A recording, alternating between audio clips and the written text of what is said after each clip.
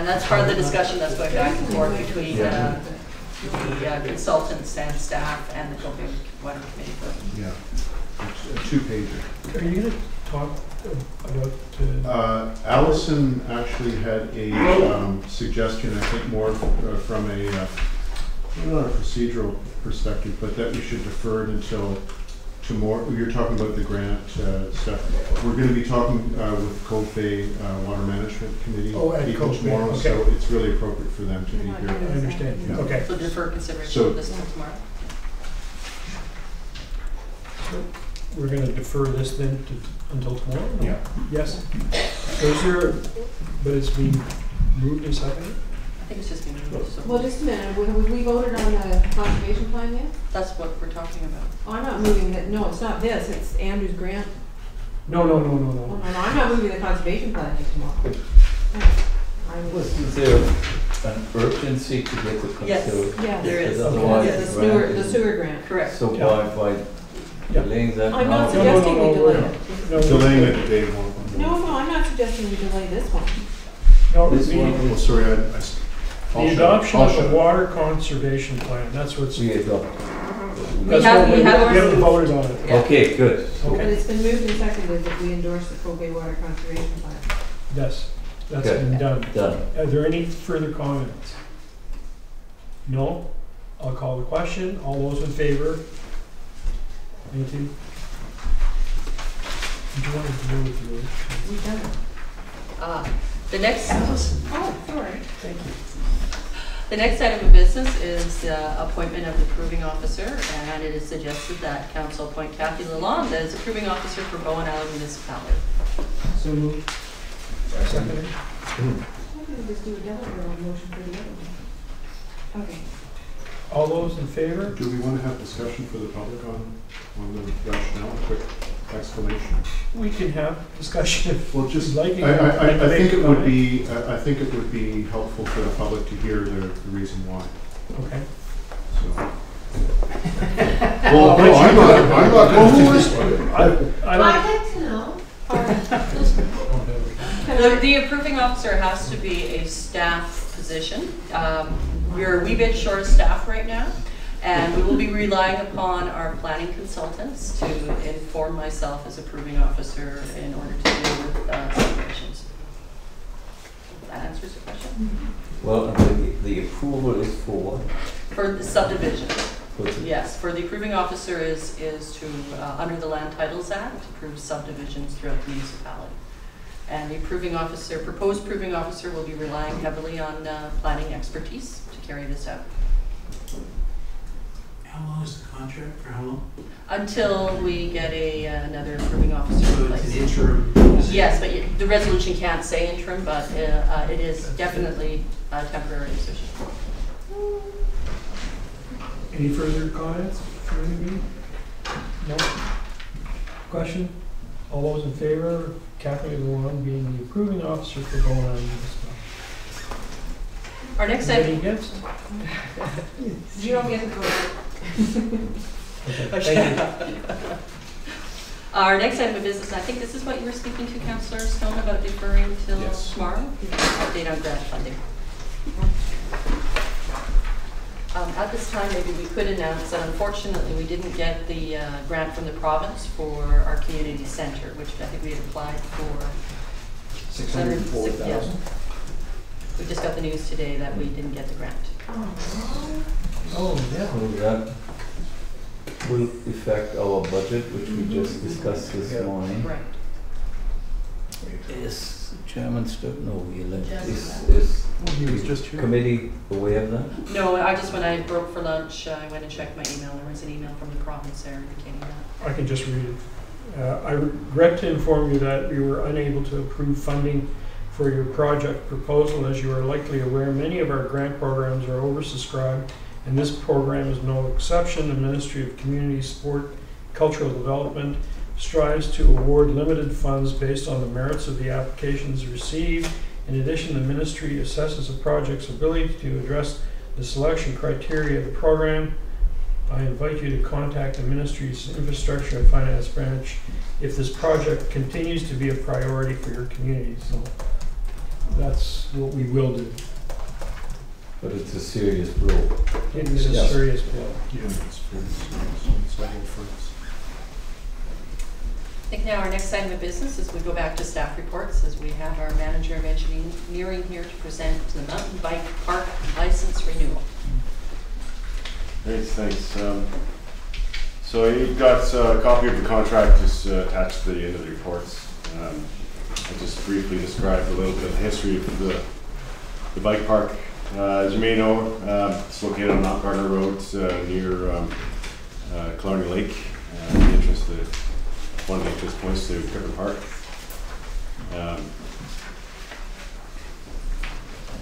So the park itself was constructed in October 2006. It's approximated about $15,000 was what it cost to design, supervise, and construct it back then.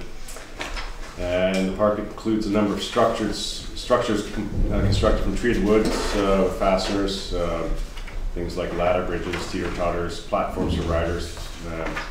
Also a number of earthen ramps have been constructed for jumping and other aerial type of activities.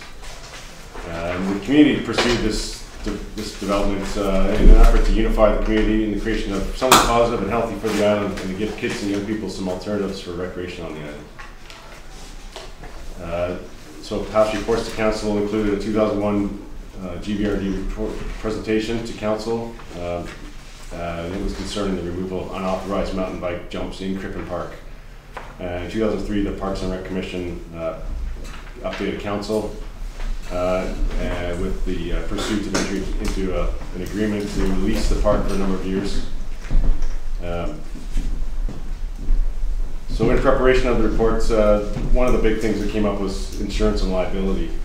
The park was constructed in 2006 under the authority of the Parks and Recreation Commission, supported by the Parks and Recreation staff, and it was open for use by the public shortly after construction and was turned over to the Department of Engineering Operations in 2007. In August of 2007, the program was reviewed, and a weekly inspection program was developed to try to manage identified liability issues identified by the Municipal Insurance Association. And at that time, weekly inspections were scheduled during the peak season. In autumn of 2007, we had a representative of CGI Insurance Business Services come to the island, and they identified a number of hazards and also noted that the bike park should really be inspected every day that it's open to the public to assess the structures and any slip, trip, and fall hazards that might occur. In response to comments from the CGI representative, the inspection schedule was adjusted to require daily inspection during the peak season, and additional signage was installed in a number of locations on the parkland to warn the public that inspections are not conducted between September 1st and April 30th. I think mainly to coincide with the times that staff resources are not available to conduct the recommended daily inspections. There are a few incidents that have occurred around the bike park. In November 2007, there was an incident when a young boy was riding, had an accident on one of the earthen ramps and lost consciousness for a period of time and was hospitalized for a period of time. In 2010, there was also another incident with some fairly severe injuries, and the young lady had to be airlifted to the hospital. So, I mean, the park does offer some recreational value, but there are some inherent risks associated with that sort of use. The operating costs for the park in general haven't been that extreme, and mainly involve inspection, replacement of parts, improvement of the slip-proof characteristics of some of the features, signage, site grading, and drainage. Also, vegetation management contributes to costs on an annual basis. So in 2007, a 5-year financial plan to operate and maintain the bike park was put forth, and it was essentially $3,000 in 2007, with nominal increases in the subsequent 4 years for inflationary reasons. In actuality, the expenses in 2007 were almost $6,000, mainly for some drainage improvements and other earthworks and signage installation, crosswalk installation, also installation of some picnic benches and other features. 2008,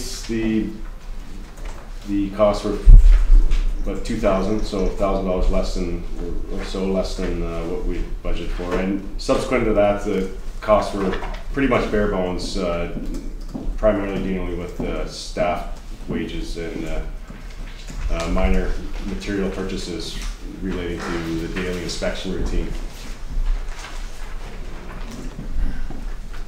So the license renewal itself is for the use of 15 acres of land for the construction, operation, and maintenance of a mountain bike park.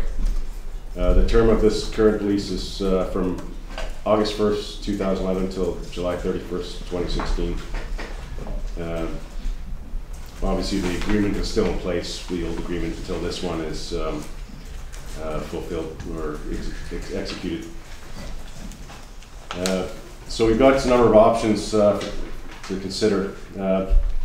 Option one, the municipality enters into an agreement with Metro Vancouver for their consent to use certain portion of the lands for the purpose described in the agreement. Option two would be to not enter into an agreement, and there's some financial implications associated with these things.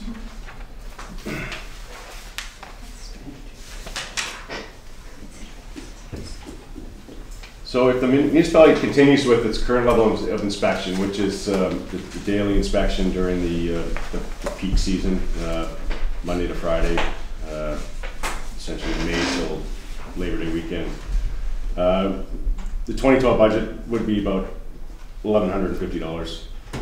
Adding a little bit of repair work, it's about $350 for this year. To cover weekend inspections during the May 1st to Labor Day holiday would add about up to as much as $3,000. And that's excluding other costs such as vegetation management and improvement of other deficiencies.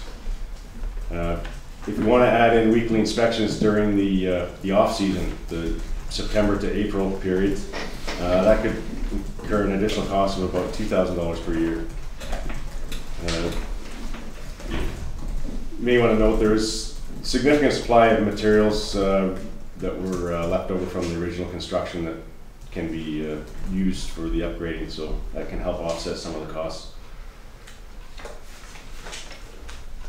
So essentially what we're looking at for this next phase of, if we do renew the lease, operating expenses are likely to be somewhere, depending on if we have some volunteer support for inspections or not, it could be around $3,000 a year, which is similar to what was originally proposed back in 2007. If we don't have any volunteer support, you have to add an extra few $1,000s, so it'll be about $5,000 per year. The thing to look at perhaps is the overall 10-year plan from 2007 to 2016, recognizing that 2009 to 2011 were fairly underspent, and perhaps some of the expenses that are over budgeting in the 2012 to 2016 period could be offset by those under expenditures in those 3 years. So, recognizing that the parks budget comes from parcel tax, we did spend some monies in past years that could be used to supplement the additional inspection costs for subsequent years for the next lease. When we look at the end of this next lease period, we really have to have a hard look at whether we want to continue with it and whether it's something that is really a benefit to the community that we can afford